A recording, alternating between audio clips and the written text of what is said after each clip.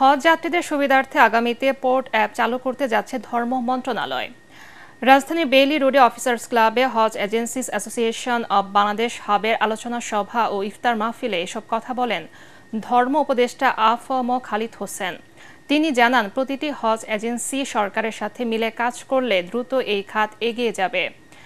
এই সময় দ্রুত উমরা ভিসা চালুর তাগিদ দেন এজেন্সির মালিকরা। তা না হলে এই খাত সংকটে পড়বে বলেও আশঙ্কার কথা বলেন তারা।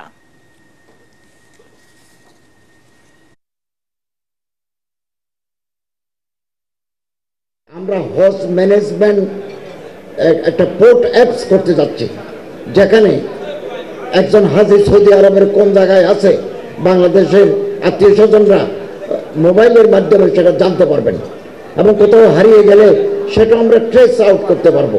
এক কথায় আগামী হজকে নির্বিঘ্ন, সুন্দর, প্রাণবন্ত করার জন্য বর্তমান সরকার আন্তরিকভাবে চেষ্টা চালিয়ে যাচ্ছে।